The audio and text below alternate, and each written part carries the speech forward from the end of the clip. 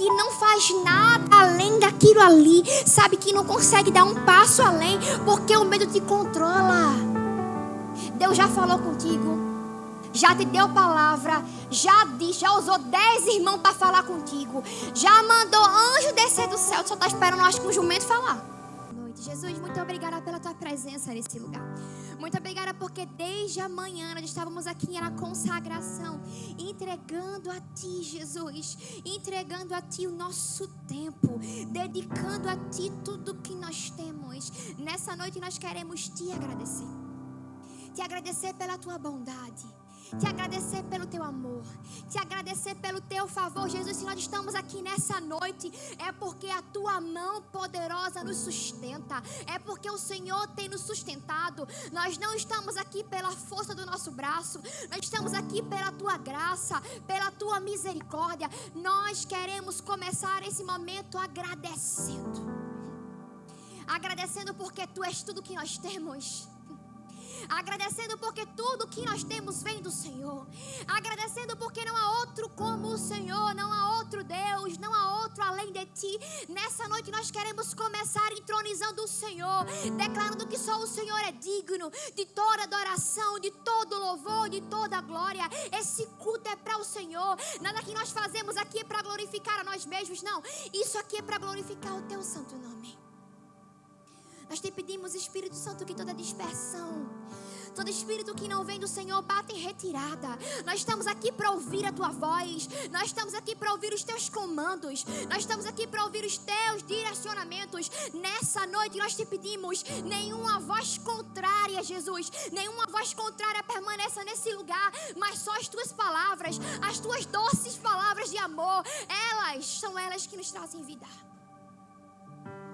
Nessa noite, Jesus, nós te pedimos, assim como Lucas orou, nos levanta como um exército, Jesus, de adoradores, um povo que se levanta, um povo que não retrocede, um povo que não paralisa. Não, nessa noite, levanta um povo forte, um povo forjado, um povo que não para mediante as retaliações, um povo que não para diante das dificuldades, mas é um povo que se prepara ainda mais, é um povo que se levanta ainda mais, é um povo que se consagra ainda mais, porque no dia que nós não sabemos o que fazer, no dia mau, no dia difícil, é aí que nós temos que continuar, é aí que nós temos que prosseguir, porque a tua mão está conosco, o teu favor é sobre nós, Jesus. Muito obrigada por essa noite.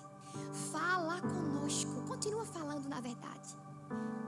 Que seja o Senhor que fale aqui nesse lugar, não as minhas palavras, mas as tuas, Jesus. Em nome de Jesus, a igreja diz: graça e paz, igreja, amém? Vocês estão felizes com Jesus, amém? Eu já quero começar falando para você que está com bebê, com criança de colo, que precisa sair, que precisa levantar, que precisa ficar se locomovendo aqui. Fique em paz, nós estamos aqui para te auxiliar. Caso você precise de um suporte, estamos aqui, amém? Então, se o bebê chorar, gente, em nome de Jesus, deixa o menino chorar, que ele não entende, a gente entende.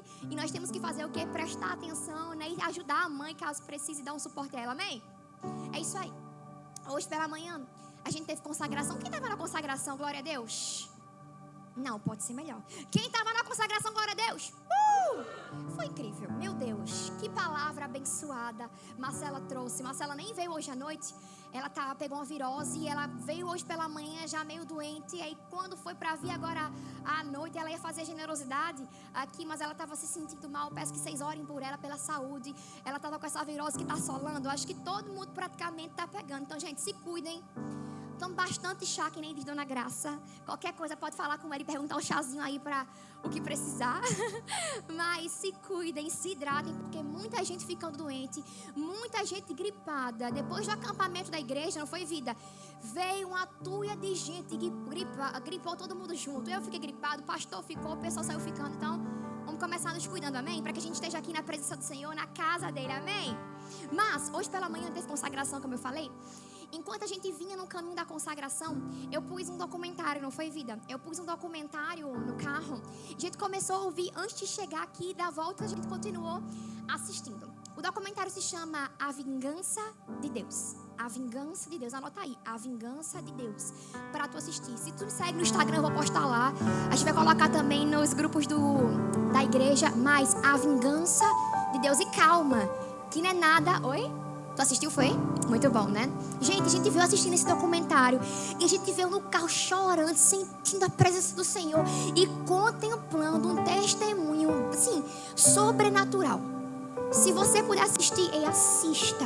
Você vai receber muito do Senhor com esse documentário. Documentário que fala sobre oração, o poder das pessoas que não desistem, o poder da oração que o Senhor continua fazendo. E enquanto eu assisti esse documentário, eu estava com 2 palavras no coração para ministrar hoje à noite. E eu estava com aquela dúvida, porque tem hora que você fica assim, com aquela dúvida, vai ser essa, vai ser aquela.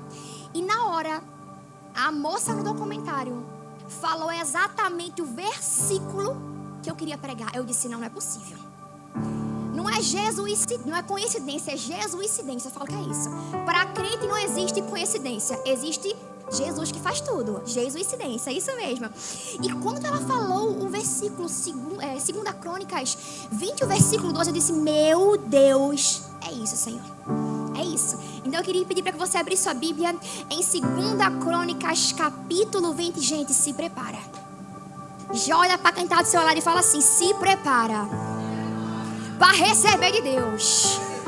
Tá, glória. Não, esse texto, ele aquece meu coração. Esse texto tem o meu coração assim, de uma forma sobrenatural. Eu amo esse capítulo. Eu amo aquilo que Deus fala a respeito dele. Enfim. 2 Crônicas, o capítulo 20. Você vai deixar aberto. Já para você já se preparar aí. Deixa aberto 2 Crônicas, capítulo 20. Enquanto eu te explico o contexto histórico do que se passava nessa época. Quem abriu diz amém, amém?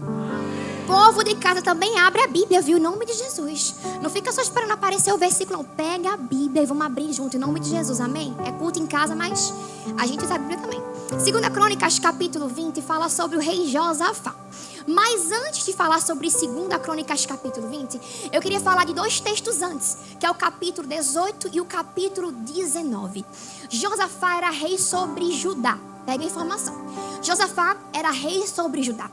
Josafá, ele era um rei que temia ao Senhor. Ele é um rei que fugia da idolatria. Mas 2 capítulos antes do capítulo 20 que nós leremos juntos, Josafá, ele faz uma aliança errada. Ele faz uma aliança com o rei Acabe. Quem aqui conhece Acabe, rei Acabe? Sabe que é só misericórdia. O homem que era casado com nada mais, nada menos que quem? Jezabel. Então o rei Josafá, um homem que temia a Deus, se alinha com um homem que não temia a Deus. O homem que era casado com uma mulher idólatra que matava profetas. Nisso, lá no capítulo 18, estou parafraseando, enxergar você ler. O capítulo 18 fala que ele se alia com Acabe e que no meio de uma batalha, quase que ele perde a vida porque ele estava no lugar errado e com a pessoa o quê? Errada. No capítulo 19, como sempre, Deus com seu infinito amor. Porque, gente, todos os louvores hoje falaram sobre amor. Todos os louvores hoje falaram sobre o amor de Deus, que Ele não nos deixa, que esse amor nos persegue. No capítulo 19, escuta isso. Deus manda um profeta para falar com Josafá. E ele manda um profeta para dizer assim: como é que você, estou parafraseando, como é que você ajuda ímpios e ama aqueles que odeiam o Senhor? Como é que tu pode ser, Josafá, um homem que teme a Deus e andar com quem odeia Deus? E andar com quem é idólatra? E se alinhar com quem não tem um coração no Senhor? Como é isso? E o profeta fala isso para Josafá. Josafá, ele começa a ficar assim, extremamente constrangido por Deus.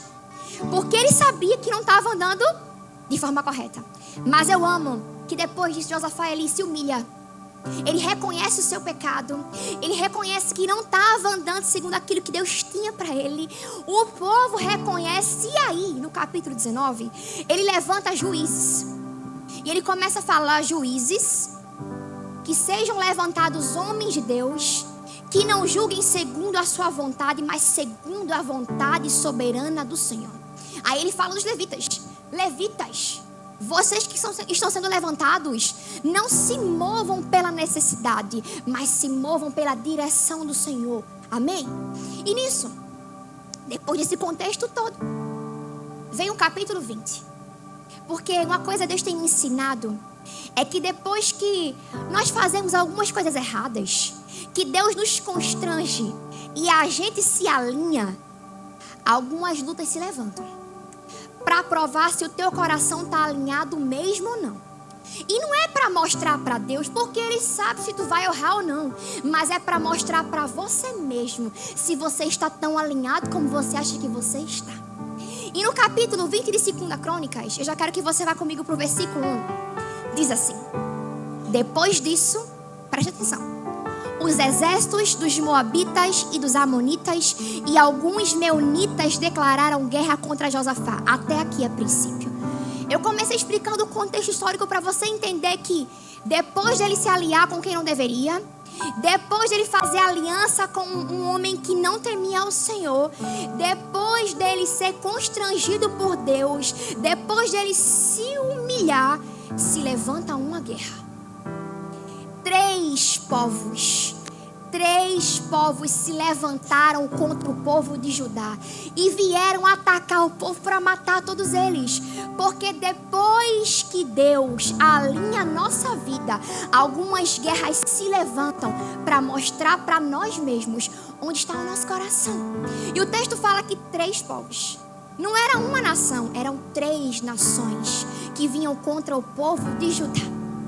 Mas eu amo que o versículo 2 diz assim, vamos ler junto comigo. Já quero falar para você bem rapidinho, que nós vamos ler do versículo 1 até o 31. Então é 31 versículos. Presta atenção, foca aqui, não fica disperso, deixa o povo, se alguém quiser conversar, se alguém quiser falar, não, foca aqui na palavra, amém? Vamos lá. Versículo 2. Mensageiros informaram a Josafá: um exército enorme de Edom vem além do mar morto contra o rei. Já estão em Hazazon Tamar, isso é, em Egitim. Josafá ficou amedrontado com essa notícia e pediu o quê? Orientação ao Senhor. Ordenou um jejum em todo o Judá. E habitantes de todas as cidades de Judá vieram a Jerusalém para buscar a ajuda do Senhor. Josafá se pôs em pé diante da comunidade de Judá e de Jerusalém, em frente ao pátio do novo templo do Senhor. Ele orou dizendo: ó Senhor, o Deus de nossos antepassados, somente Tu és Deus que está nos céus. Tu governas todos os reinos da terra. És forte e poderoso e ninguém pode resistir a Ti. Ó nosso Deus, acaso não expulsaste os habitantes dessa terra quando Israel, teu povo, chegou? Não destes essa terra para sempre aos descendentes do teu amigo Abraão? Teu povo se estabeleceu aqui e construiu esse templo em honra ao teu nome. Disseram: se enfrentarmos alguma calamidade como guerra, praga ou fome, nos colocaremos em tua presença diante desse templo onde teu nome é honrado. Clamaremos a ti em nossa angústia e tu nos ouvirás e o quê? Nos salvarás. Agora, vê o que fazem os exércitos de Amon, Moabe e os do monte Seir. Tu não permitiste que nossos antepassados invadissem estas nações quando Israel saiu do Egito? Por isso, os israelitas se desviaram deles e não os destruíram. Vê como nos retribuem agora. Vieram nos expulsar da nossa própria terra, que nos deste por herança. Ó nosso Deus, não os castigarás por isso? Não temos força para lutar com esse exército imenso que está prestes a nos atacar. Não sabemos o que fazer, mas esperamos o socorro que vem de ti. Enquanto todos os homens de Judá estavam diante do Senhor com suas crianças de colo, suas esposas e seus filhos, o Espírito do Senhor veio sobre um homem ali no meio. Seu nome era Jaziel, filho de Zacarias, filho de Benaia, filho de Jeiel, filho de Matanias, levita, descendente de Asaf. Ele disse: escutem-me todos vocês, povo de Judá e de Jerusalém. Escute, rei Josafá. Assim diz o Senhor. Escuta isso, é para você. Não tenham medo, não fiquem desanimados por causa desse exército imenso, pois a batalha não é sua, mas é de quem? Mas é de quem? Amanhã marchem contra eles. Vocês o encontrarão vindo pela subida de Ziz, no fim do vale que abre para o deserto de Jeruel. Quando o encontrarem, porém, não terão de lutar. Escuta isso. Não terão de lutar. Tomem suas posições. Depois fiquem parados e vejam o livramento do Senhor. Ele está com vocês, povo de Judá e de Jerusalém. Não tenham medo e nem desanimem. Saiam para enfrentá-los amanhã, pois o Senhor está com vocês. O 18. Então o rei Josafá se prostrou com o rosto no chão. E todo o povo de Judá e de Jerusalém fez o mesmo em adoração ao Senhor. Em seguida, os levitas dos clãs de Coate e de Coré se levantaram para louvar em alta voz o Senhor, o Deus de Israel. Bem cedo, na manhã seguinte, o exército de Judá saiu para o deserto de Tecoa. No caminho, Josafá parou e disse: escutem-me, povo de Judá e de Jerusalém. Creiam no Senhor, seu Deus, e permanecerão o quê? Firmes. Creiam em seus profetas e terão êxito. Depois de consultar o povo, o rei nomeou cantores para irem adiante do exército, cantando e louvando o Senhor por sua santa majestade. E cantavam assim: tem graça ao Senhor, pois o seu amor dura para todo sempre. E no momento em que começaram a cantar e louvar, o Senhor trouxe confusão. Gente, escuta isso. O Senhor trouxe confusão sobre os exércitos de Amon, de Moabe e do Monte Seir. E eles começaram a lutar entre si. Os exércitos de Moabe e de Amon se voltaram contra seus aliados do Monte Seir e mataram todos eles. Depois que haviam destruído o exército de Seir, começaram a atacar uns aos outros. Quando os homens de Judá chegaram ao local de onde se avista o deserto, viram apenas o quê? Cadáveres no chão, até onde se podia enxergar. Não escapou nenhum só dos seus inimigos. E o rei Josafá e seus homens saíram para recolher os despojos. Encontraram grande quantidade de suprimentos, roupas e outros objetos de valor, mais do que eram capazes de carregar. Escuta isso. Havia tantos despojos que levaram 3 dias para recolher tudo. No 4º dia, reuniram-se no vale de Beraca. Beraca significa bênção, significa louvor, que recebeu esse nome depois daquele dia, pois louvaram ali o Senhor. Por isso, até hoje é chamado Vale de Beraca. Então todos os soldados de Judá e de Jerusalém voltaram com Josafá à frente, muito alegres porque o Senhor lhes tinha dado vitória sobre os inimigos. Entraram marchando em Jerusalém, ao som de harpas, liras e trombetas, e foram ao templo do Senhor. Quando todos os reinos vizinhos souberam que o próprio Senhor havia lutado contra os inimigos de Israel, o temor de Deus veio sobre eles, e o reino de Josafá teve paz, pois seu Deus lhe deu descanso de todos os lados. Até aqui, você pode dar glória a Deus? Você pode aplaudir o Senhor por essa palavra, meu Deus. Glória a Deus. Gente, eu sou apaixonada nesse texto. Eu sei que nós lemos 30 versículos, nem foi 31, foi 30 versículos. Mas esse texto fala muito comigo. Porque o texto fala que existia uma batalha.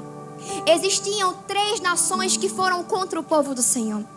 E o texto fala que um rei, chamado Josafá, no versículo 2, ele escuta falar que mensageiros estão dizendo para ele que 3 nações vão contra ele.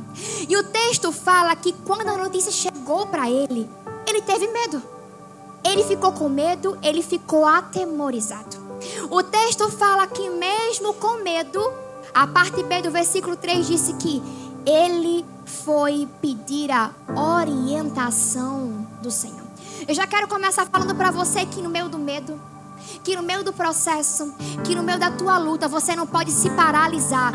Você precisa pedir orientação de Deus. Tem gente que está aqui nessa noite, que está com a cabeça no problema, que está com a cabeça na situação, que está com os olhos paralisados, só olha para o problema, só olha para a dor, só olha para a luta. Mas o texto fala que em meio ao medo, Josafá foi buscar a orientação do Senhor. Ei, nos teus problemas, o que você precisa buscar? A orientação do Senhor. Nas tuas dores, o que você precisa é da palavra do Senhor, não da sua palavra. Você não precisa da tua palavra. Você não precisa daquilo que você acha. Não. O que você precisa é da palavra do Senhor, porque é ela que é viva e eficaz. É ela que nos dá direção. É ela que alinha o nosso coração. Eu amo que o rei Josafá, um homem de posição, ele teve medo. E às vezes, como crente, a gente acha que vai estar vazando sem medo nenhum e que ter medo é pecado. Não, pastora, porque eu tenho medo. Ô, gente, não é pecado ter medo, não. Sabe qual é o problema? Você ficar paralisado. Sabe qual é o problema? É Deus te dar uma palavra, Deus falar que está contigo, Deus dizer que é com você e tu ficar, ai Deus, mas eu tenho medo. E Deus falando, eu estou com você, a minha mão é com você, eu estou ao céu. E você fica, ai Deus, mas eu tenho medo. Ei, o problema não é ter medo, o problema é o que você faz com o medo que você tem. Deus está levantando hoje um povo que não vai ficar paralisado, um povo que vai se levantar. Tá com medo, irmão? Vai com medo mesmo. Ai, porque eu tô com medo. Se levanta, vai. O não tu já tem, vai. Eu amo que a Bíblia nos ensina tantas verdades. A Bíblia nos ensina tantas coisas valiosas e poderosas. E eu nem falei o tema da mensagem. Já me empolguei lendo 30 versículos e não falei o nome da mensagem. Pode colocar aí atrás. O tema da mensagem é quando nós não sabemos o que fazer. Porque sempre vai existir um dia que nós não sabemos o que fazer. Sempre vai existir o dia que você vai falar assim, Deus, eu não sei mais o que fazer. Eu não sei mais para onde ir, Deus. Deus, eu não sei como é que vai ser daqui para frente. Tem dia que é assim ou não tem? É só comigo? Não, não é com todo mundo, né? Tem sempre esse dia que você fala, Deus, já não sei mais o que fazer. Já não tenho mais paciência para responder. Se eu for responder com a minha boca, só vai sair besteira. Deus, eu não sei o que falar, mas é o Senhor que fala por mim. Deus, eu tenho medo. Deus, eu estou aflita. Deus. Mas é interessante que Deus usa um rei. Um rei poderoso e um rei temente ao Senhor para nos dar um exemplo grandioso. Que no dia que você não sabe o que fazer, Deus sabe o que fazer sempre. Que no dia que você não sabe mais para onde ir, Deus sempre vai te dar a estratégia. Que no dia que você tem medo, Deus vai ser com você. Eu amo que quando nós não sabemos o que fazer, Deus nos dá a direção. Quando nós não sabemos o que fazer, Deus é que nos dá a estratégia correta. É quando você não tem mais visão para algumas coisas. É quando você fala, Deus, pela força do meu braço não vai mais. Porque a gente é assim. A gente é teimoso e espera até o final para consultar Deus. A gente tenta fazer do nosso jeito, acha que a gente sabe demais, e quando o negócio dá errado, a gente fala, Deus, já não sei mais o que fazer. Mas Josafá, ele vê uma grande guerra vindo. A primeira posição dele foi ter medo, e a segunda foi buscar Deus. Não foi ter medo e agir por conta própria. Foi ter medo e buscar Deus. Porque no medo você não pode achar e fazer o que você quer. Você precisa buscar a Deus. Por isso que tem muita gente na igreja quebrando a cara, caindo, estando numa vida miserável. Desculpa a expressão. Por quê? Porque no dia do medo ficou paralisado e foi fazer aquilo que ela queria fazer porque achava que ela sabia. Mas sem Deus nós não sabemos de nada. Sem consultar a Ele, nós não iremos para nenhum lugar. Sem a palavra dEle, nós não sairemos do lugar. E quando nós não sabemos o que fazer, Deus me deu 3 pontos para essa noite. Eu queria que você repetisse comigo primeiro, medo. Pode ser melhor, medo. Repete comigo o segundo, estratégia. Pode ser melhor, estratégia. Último, posicionamento. Posicionamento. Hoje nós falaremos sobre 3 pontos: medo, estratégia e posicionamento. Porque quando nós não sabemos o que fazer, nós temos medo. Mas Deus dá estratégia e no final nós temos o posicionamento nele. Você pode dar uma glória a Deus, amém? Quem aqui está feliz com Jesus, amém? Que eu estou muito feliz para a glória de Deus, amém? O primeiro ponto é medo. O versículo 2 do texto que nós lemos fala: mensageiros informaram a Josafá: um exército enorme de Edom vem além do mar morto contra o rei.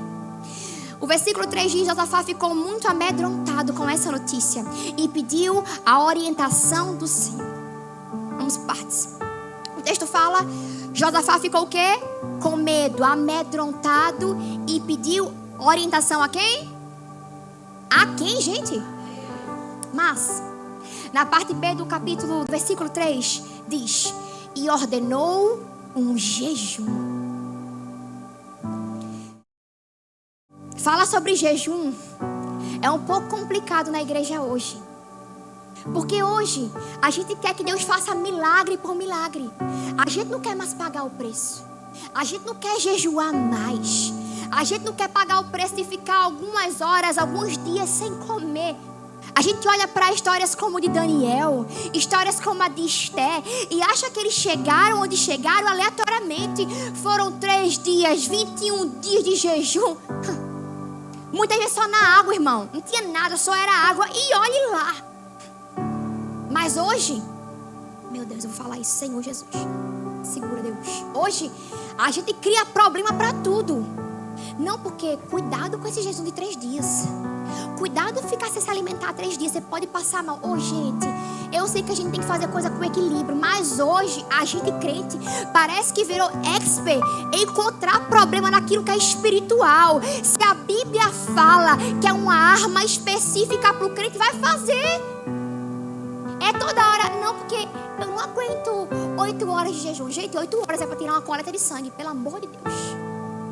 Sangue de Jesus. Não, porque eu não aguento 6 horas. Gente, por favor. Cristiano rindo. Mas nós precisamos ser mais esticados por Deus. E o jejum é a ferramenta que leva o crente a se fortalecer. Mediante uma guerra, há uma luta. 3 nações contra um povo. O que é que o povo fez? Pediu orientação e foi jejuar. Às vezes, a gente quer um segredo muito mirabolante. A gente quer os 7 passos para a vitória. A gente quer as 7 quarta-feiras de libertação. A gente quer os 4 pixes abençoados que se faz para receber a provisão de Deus. Mas a gente não quer estar em casa, jejuar e orar. A gente quer pagar muitas vezes. A gente quer dar nosso dinheiro. A gente quer entregar o que a gente tem. Mas a gente não quer fazer aquilo que o povo da Bíblia sempre fez, orar e jejuar. Eu não vejo na Bíblia 7 quarta-feiras. Eu não vejo na Bíblia 100 reais de pix por semana para ser abençoado. Sabe o que eu vejo? Um povo que jejuava. Um povo que se consagrava. Um povo que orava e pedia ao Senhor e Ele fazia. Porque era um povo que se entregava e se rendia por completo. Talvez esse medo que para o teu coração seja muito grande. Sabe por quê? Porque as tuas armas estão erradas. Tu está procurando vencer a batalha, vencer a guerra com as armas erradas. Tu está procurando em outros lugares. Tu está procurando consultar algumas pessoas menos a Deus. Tu está procurando ouvir algumas palavras menos a palavra dEle. No dia do medo, busca a palavra de Deus. No dia da dor, vai jejuar. Gente, eu falei do documentário, não foi vida? Eu comecei falando do documentário aqui que eu assisti. Gente, meu Deus do céu. Eu vou contar um spoiler do documentário, porque esse documentário é surreal. Você vai chorar do início até o fim. Do testemunho grandioso do Senhor. Fala sobre uma família com 9 irmãos, onde um pai era ateu. Sabe aquele caba macho do interior, que trabalhava, ganhava seu dinheiro, cuidava da casa, mas não queria saber de Deus? Acho que alguém conhece alguém parecido assim, que eu conheço um bocado. Eu vim do interior, conheço um bocado assim. E esses homens, eles amam trabalhar. Eles amam conquistar para a família. Eles amam honrar. Eles abençoam. Eles doam. Eles fazem o que eles podem fazer. Mas esse exemplo desse documentário, ele é um homem que ele odiava Deus. Ele amava as pessoas. Ele contribuía. Ele ajudava. Mas ele blasfemava o tempo todo contra o Senhor. Depois de muitos anos fazendo isso, os filhos começam a se converter. E começou da primeira filha, da número 1 até o 9. E um por um foi se convertendo. E o ódio foi tomando conta do coração dele, porque ele não queria isso. Ele tinha raiva de Deus. Então assim, 9 filhos convertidos, misericórdia. E o documentário fala que ele começou a se irar até que um dia, meu Deus, gente. Deixa eu falar com você uma coisa. Não brinque com Deus. A gente fala muito que Deus é amor. Deus me ama. Deus é isso. Deus é mesmo. O Gilvanzinho pregou sobre isso ontem no culto dos provedores. Deus, Ele nos ama. Deus nos corrige, Deus é justiça. E aquilo que nós fazemos, aquilo que nós falamos, uma hora a conta chega. É a lei da semeadura. Isso é a vida, não é somente bíblico. Nós vemos isso no dia a dia. Aquilo que nós fazemos, aquilo que nós plantamos, nós iremos colher certamente, porque Deus é justo. Deus não é somente justo para te amar, mas Deus é justo para falar para você o seguinte: se você plantou coisa ruim, você vai colher ruim também. Não tem como eu plantar coisa ruim e colher bênção. E esse documentário fala que certo dia esse senhor, já é falecido, ele amanheceu com um problema na língua. O que é que ele fazia contra Deus? Blasfemava. Ele usava o quê? A boca. E ele amanheceu com um problema na língua. A língua dele caía para fora. Ele não tinha mais domínio sobre a boca. E o Senhor começou a constranger ele. E os filhos começaram a fazer um jejum de 21 dias. Durante 21 dias, os filhos dele oravam. E ele estava, gente, possesso. Era legião de demônio. E ele não estava podendo mais levantar da cama, debilitado. E a esposa dele falou que um dia, de madrugada, 2 horas da manhã, ele se levantou sozinho. Foi lá fora, que nem o nordestino fala, pus alpendre lá fora, começou a olhar para a terra. E ele começou a olhar para fora e ele ficou em pé. Um tempão assim, coisa que ele nem fazia. E a esposa dele falou: fulano, vem pra cama, vamos deitar. E ela disse assim: tá fazendo o que ali? Gente, depois de 21 dias, os filhos orando, esse homem tinha um ódio triste de crente, de tudo. Ele amaldiçoava. Gente, ele derrubou a igreja, passou o trator por cima da igreja. Ele queimava orfanato de crianças, que eram orfanatos de questões da igreja. É um ódio que ele tinha. E esse homem acordou 2 horas da manhã para dizer que ele tinha visto Jesus. Você pode dar uma glória a Deus? E ele disse que teve uma visão. E ele entrava numa casa e ele via brasas de fogo caindo sobre ele. E ele sentia uma quentura tomar conta dele. Isso era o inferno. Ele sentia um inferno palpável nele. Mas ele disse, eu me arrepio. Ele disse que chegava um homem, tirava ele, livrava ele da morte. Eu quero falar para você que o jejum ainda é eficaz, que o jejum é poderoso, que não há arma maior do que o jejum. Tem gente que está aqui que é prova viva. É prova viva de oração. É prova viva de quem pagou o preço por você. Você está aqui nessa noite é porque teve uma avó que orou por tu, uma mãe que orou por tu. Sempre teve. E tu fica achando que vai fugir. Não vai, meu filho. Deus vai te pegar. E esse homem se converte. Meu Deus. E esse homem vira um pregador nato do evangelho, minha gente. E toda uma cidade começa a ficar maravilhada com o que Deus fez. Esse homem se batiza. Esse homem começa a causar um avivamento na cidade, não é vida? Foi a gente assistindo e chorando. Porque o jejum é poderoso. A oração de um justo pode ir muito em seus efeitos. A gente quer enfeitar o negócio. A gente quer criar arma. Não porque as armas... Não. Quando nós não sabemos o que fazer, vai orar. Quando você não sabe o que fazer, vai jejuar. Quando que você não sabe o que fazer, pega a Bíblia. Nem que você fale, Deus, eu vou abrir um capítulo aqui e vou ler. Quem nunca fez isso? Mas eu amo que Deus fala. Deus é poderoso e Ele fala. Ele não deixa os seus filhos andando por acaso. Não. Deus, Ele ama você. E Ele faz questão de te encontrar no meio do caminho. Então, no dia do medo, assim como Josafá, nós precisamos entender que o medo não pode nos paralisar. Porque se o medo te paralisa, ele te trava. E você não vai ser travado. O medo, ele pode causar 3 coisas. Paralisia, que vai te travar. Ele pode causar mais uma coisa: precipitação. Tem gente que no medo é precipitado que só a misericórdia. Só faz o que não deve. Só fala o que não deve. E Deus está falando contigo, ó. Fica quieto. Sossega. Vai buscar e tu sempre precipitado, afobado, quer se levantar e quer responder e quer brigar. E que nem fala nordestino, quer chutar o pau da barraca. E acha que vai resolver, isso só piora. No dia do medo, sabe o que tu vai fazer? Fica quieto. Tu vai calar a boca e tu vai dizer: Deus, eu não sei o que fazer, mas o Senhor sabe, então faz por mim. Porque se a gente fizer, a gente acaba com tudo, não é verdade? Mas, além da paralisia, além da precipitação, outra coisa que o medo faz pra gente é nos controlar. Tem gente que é controlado pelo medo. É tão dominado pelo medo, controlado pelo medo, que não faz nada além daquilo ali. Sabe que não consegue dar um passo além, porque o medo te controla.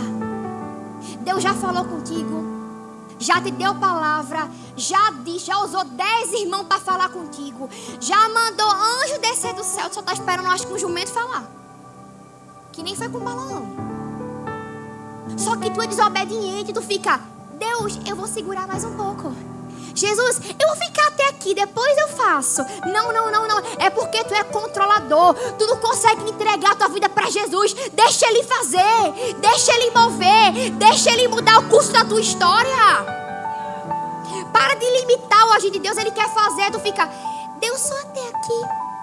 Jesus, eu acho que tá bom. Não é o que você acha que tá bom. É o que Deus quer fazer que é melhor. Então para de ser limitado. Deus tem mais para você. Eu amo que a Bíblia fala que Ele tem planos de paz a nosso respeito e não de mal. Para nos dar um futuro e uma esperança. Tem gente que está sem esperança aqui nesse lugar. É porque está paralisado. Deus é a esperança. Deus é a solução para o teu problema. Mas tu fica: Deus, não fica aqui no meu cantinho. E Deus quer ser esse que vai te dar um futuro de paz, uma esperança, um lugar para você repousar nele. Porque o medo, para Josafá, ele veio como uma notícia e não como uma direção. O medo para nós tem que ser assim: vai acontecer algo, aí tu fala assim: tá bom, mas eu vou buscar Deus. Porque sentir medo é humano, mas ser governado pelo medo é uma escolha nossa. Nós não seremos governados pelo medo, amém? Você pode dizer amém com mais força, amém? Porque o problema não é o medo chegar e bater na sua porta. O problema é ele encontrar a morada na tua casa. O medo não vai encontrar a morada na minha casa, na tua casa, não. Ele pode chegar, bater na porta, tu faz o quê? Tu não vai abrir. Porque o medo não vai entrar na tua casa, não vai entrar na tua vida, não vai fazer morada sobre os teus. Não. Porque quem decide no medo vive consequências lá na frente. Tem gente que está aqui nesse lugar que decidiu muita coisa no medo. Decidiu muita coisa precipitada e hoje está pagando tanta consequência. Você não deveria estar vivendo isso, é porque você foi precipitado. Você não analisou, você não parou. Eu amo que Mateus, eu acho que é o texto de Mateus que fala que quando você vai construir uma torre, eu acho que é Mateus que fala sobre isso, não estou lembrada. Quando você vai construir uma torre, você precisa sentar, parar e calcular. Quando você vai construir um prédio, uma casa, você senta, você para, você calcula. É o que o engenheiro faz para que o negócio não caia, não é isso? Assim é com Jesus. Assim é nas decisões que nós tomamos. Nós precisamos parar. Nós precisamos sentar. Nós precisamos calcular em Deus se aquilo que nós queremos fazer vem dele ou não. Porque muitas vezes é uma boa oportunidade disfarçada de eis que te digo. É uma boa oportunidade disfarçada de vai ser bom para mim. Mas nem tudo aquilo que reluz é ouro. Eu quero falar para você que Josafá, ele sentiu medo, mas ele não se entregou ao governo do medo. Nessa noite, você pode até sentir medo, mas você não vai se entregar a esse governo. Você não vai ser paralisado pelo medo. Você não vai ficar, preso ao medo. Não. Deus está te livrando de algumas amarras que te aprisionam. Deus está libertando corações cativos aqui nessa hora. Amém. Eu já quero que você para o segundo ponto. Repete comigo, estratégia. Eu vou correr um pouquinho em nome de Jesus.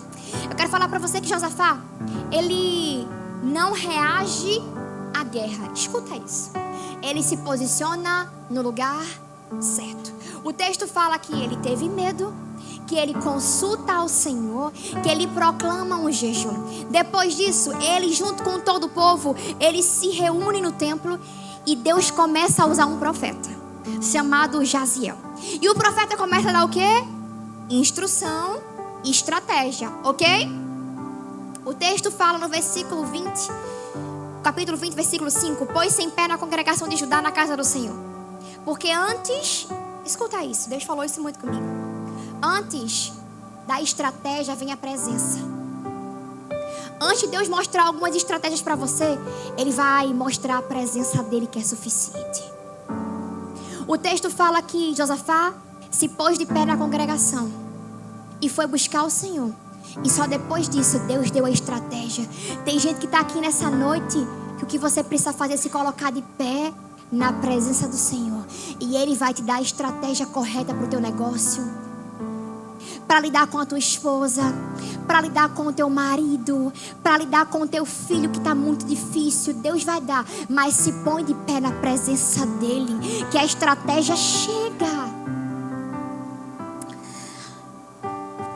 Mas o versículo 12 é o meu preferido, meu Deus. A minha versão, ela fala diferente da versão que eu mais gosto.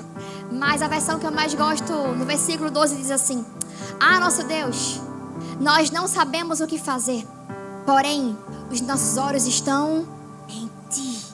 O versículo 12, Josafá olha e ele fala para Jesus assim, para Deus, ele fala: Deus, nós não sabemos o que fazer, mas os nossos olhos estão no Senhor. Sabe, naquele dia difícil que você fala: Deus, eu não sei mais o que fazer, não sei como vai ser. Lembra disso e fala assim: Deus, mas os meus olhos estão no Senhor, o meu coração está no Senhor, a minha vida está no Senhor, eu sou todo do Senhor. Na luta, no dia mal, lembra que os teus olhos estão nele. Porque a estratégia, ela nasce no lugar da dependência.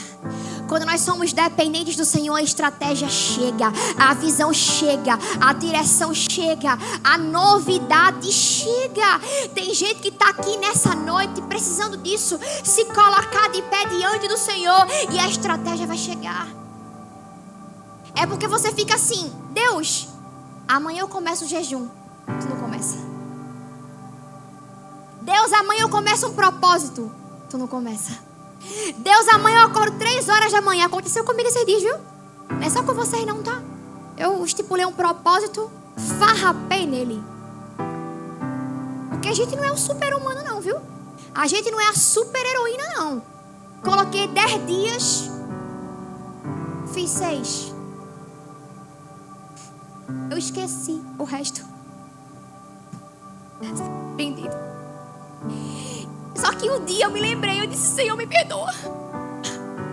Como eu sou miserável. Porque, gente, a gente é triste. A gente quer ser o tal, mas a gente não é nada. Até pra fazer um propósito de 10 dias a gente esquece. Eu esqueci, daqui a pouco eu vim: Deus, me perdoa, eu sou miserável. Porque eu esqueci do propósito. Eu disse: Senhor, tem misericórdia na minha vida, me ajuda. Eu vou recapitular aqui, vou voltar ao Senhor. Derrama a tua graça sobre a minha vida, por favor, tem misericórdia. Mas eu amo que Deus, Ele tem misericórdia, tem muita, viu? Porque se não tivesse, coitado da gente. Ai de nós.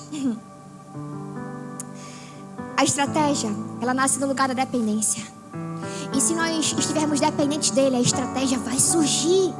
Só tenha calma. Fica na dependência, busca Deus, não faz nada. Escuta isso. Isso aqui é para alguém. Você está com o coração atemorizado, não faz nada. Não faz nada. Só vai orar. Não dá passo, não investe, não coloca dinheiro. Eu não sei para quem é isso. Não coloca dinheiro. Não compra, não aceita. Não. Você está sem paz. Se ainda não recebeu um comando estratégico de Deus, continua orando. Pode demorar, irmão. Deixa eu falar uma coisa pra você. Tem coisa que demora, que é livramento de Deus. É porque não é que é pra aquele tempo pra você. Mas vai chegar pra tu. Só não é naquela hora. É porque às vezes a gente quer tudo instantâneo e imediato. E quando não acontece na nossa hora, a gente fica, Deus, tem que ser agora. Mas se não for para ser agora? Se for para ser teu, mas não para ser agora. Se for para ser teu, mas não para esse tempo. Porque tem coisa que nós não temos maturidade para receber ainda. Porque quando Josafá, admite que não sabe o que fazer, Deus começa a agir. E é assim com a gente. Quando Josafá fala assim, Deus, nós não sabemos o que fazer.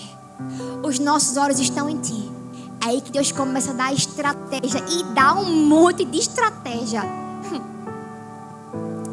Porque a estratégia de Deus, ela não é ausência do conflito. Ela é direção no meio do conflito.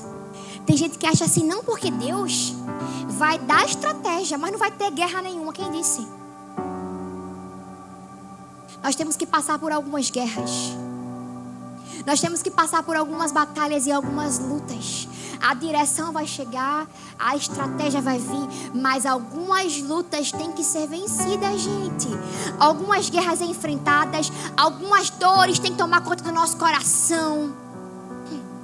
A gente tem que ser sacudido mesmo para aprender algumas coisas em Deus. Porque senão não aprende. Mas no final aprende, não aprende não? Porque, escuta isso. Quem não sabe o que fazer, mas sabe... Isso é muito poderoso. Quem não sabe o que fazer, mas sabe onde se colocar, já começou a guerra vencendo. Quem não sabe o que fazer, mas sabe onde se colocar, já começou a guerra vencendo. Porque tem guerra que tu só vai dizer assim, Deus, não sei o que fazer, tô aqui, tá? Tô orando, tô entregando, tô jejuando. E Deus vai fazer. Porque a ausência de resposta humana é um ambiente perfeito para as estratégias do Senhor. Tem gente que está aqui e fica batendo cabeça, tentando encontrar estratégia para isso, estratégia para aquilo, passo para isso, passo para aquilo. Mas sabe que você precisa buscar a Deus. Porque quando existe a ausência de resposta humana, é aí o ambiente perfeito para Deus agir com a sua direção, com a sua estratégia. Porque Deus, Ele não responde pela sua ansiedade. Deus, Ele não responde pela sua empolgação. Deus não responde pela sua muita insistência. Tem gente que fica, vai Deus. Parece menino com pai, né? Vai, paiinho, me dá. Vai Deus, me dá aquele negócio. Deus não responde pela muita insistência. Deus responde por posicionamento. Porque aquele que se posiciona, que busca a direção, Deus responde. Deus dá estratégia. Deus dá visão. Porque a guerra que nós enfrentamos, ela não exige a nossa opinião. Não. Não é porque tu acha que tá bom. Deus já tá bom. Não é sobre isso. Deus, eu acho que tá ótima essa guerra aqui, essa luta. Não. A guerra não exige a tua opinião. A guerra exige obediência. E para algumas guerras, você vai precisar ser obediente. O texto diz que teve medo, pediu direção, jejuou, se colocou de pé no templo. Deus deu a estratégia. Não foi isso? Amém? Só que, gente, a vida do crente, ela não é um morango, que nem fala a música, né? Deus dá a estratégia, mas agora tu tem que agir. A gente fica querendo que Deus faça tudo, mas tem coisa que nós precisamos fazer. E o texto fala, Deus deu a direção, mas agora o povo se colocou de pé, se levantou bem cedo e foi para a guerra. Simbora para o ponto 3, fala assim comigo, posicionamento. Pode ser melhor, posicionamento. O texto fala... No versículo 20, do capítulo 20, pela manhã cedo, eles se levantaram. Pela manhã cedo, eles se levantaram. A parte B do versículo fala, crede no Senhor e estarás seguro. Crede nos seus profetas e prosperarás até aqui. Deus deu a estratégia. Qual era a estratégia? Eles tinham que se levantar, eles tinham que louvar a Deus, eles tinham que se posicionar diante da guerra. Aí o texto fala que eles ficaram dormindo. Não. O texto fala que na manhã seguinte se levantaram logo cedo e se colocaram de pé. E o texto fala que Josafá olha para eles e fala assim: ei, creiam no Senhor, creiam nos seus profetas e vocês prosperarão. O texto fala que eles se colocam de pé. Deixa eu achar aqui. Versículo 20, bem cedo, na manhã seguinte, o exército de Judá saiu para o deserto de Tecoa. No caminho, Josafá parou e disse: escutem, povo de Judá e de Jerusalém, creiam no Senhor seu Deus e permanecerão firmes, creiam nos seus profetas e terão êxito. Depois de consultar o povo, o rei nomeou cantores para irem adiante do exército, cantando e louvando o Senhor por sua majestade. E eles cantavam assim: deem graças ao Senhor, porque o seu amor dura para... Deus falou uma coisa comigo assim extraordinária. Uma coisa que isso tem queimado no meu coração desde manhã que eu estava escrevendo a mensagem. Existem algumas guerras que nós precisamos começar agora cantando vitória. O texto fala, você pode dar um glória a Deus, levantar a mão e falar assim: glória a Deus. Bora receber mais do Senhor, minha gente, tá? Vocês estão cansados, eu acho. O texto diz que eles se levantam, vão para a batalha e eles começam a cantar e dizer assim: deem graças ao Senhor, porque a sua misericórdia dura para sempre. Eles estavam com medo, eles não tinham vencido nada, eles não tinham ganhado nada. Sabe o que eles tinham? Uma palavra. E em algumas guerras que nós enfrentamos, nós temos que começar ela já cantando, já louvando, já adorando, já dizendo: Deus, não sei o que vai acontecer, mas eu dou graças ao Senhor. Eu creio no poder, eu creio que nós venceremos. Porque se nós temos uma palavra, nós temos tudo, irmão. Se nós temos uma palavra, nós temos tudo. E é a palavra dele que nós precisamos. Tem gente que não tem palavra, tem gente que não tem nada e é confiante.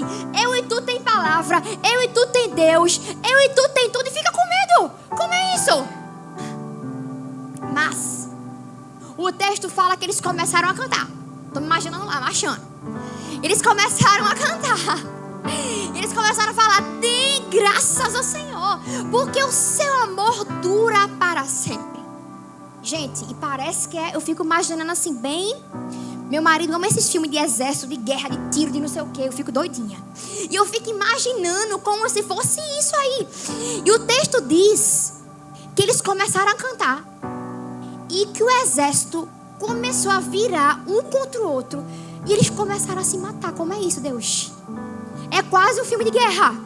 Quase aquele filme da Grécia que a gente assiste, Troia, não sei o que, aquelas coisas bem loucas. E diz que eles começam a se matar. E que quando o povo de Judá se põe acima de um monte, eles chegam lá e só tem cadáver. Não tem mais nada. Porque tem guerra que não é você que luta, é Deus que luta por você. Tem coisa que tu não precisa fazer, não. Deus é que vai fazer. Porque eles tinham uma estratégia. E eles tinham uma palavra. Deus falou para eles: ei, essa peleja não é sua, mas é minha. Eu acho que só a irmã lhe recebeu. Essa peleja não é sua, mas é minha. Você pode dar um glória a Deus mais alto que você puder. É bom que eu tomo água, irmão. Pode dar tua glória a Deus aí, em nome de Jesus.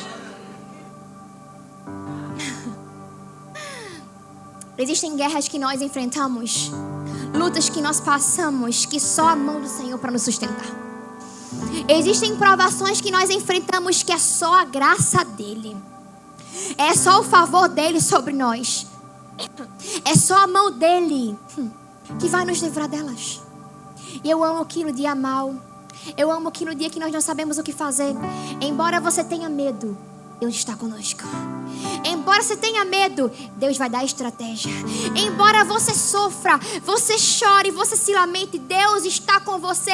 E essa é a maior recompensa que nós podemos ter, é Deus estar conosco. Por quê? Ai, meu Deus. A fé deles em Deus, no meio da provação, a fé deles em Deus em meio à estratégia, virou postura. Tem gente que recebe palavra, Deus dá estratégia, Deus dá direção, tu só não se posiciona. Tu nunca vai enfrentar essa batalha desse jeito. Deus já falou, então se levanta, vai. Aí você fica, Deus, eu preciso de mais alguma coisa. Não, tu já tem tudo. Deus já te entregou tudo nas mãos. Eu amo a história de uma mulher chamada Jael. Estava nem escrito aqui. Jael. Eu amo essa história. Essa mulher, assim, meu Deus, é incrível. O texto fala que existia uma batalha. Esse é o texto da profetisa, da juíza Débora, perdão. E o texto fala que existia uma batalha em que o comandante perdeu essa batalha.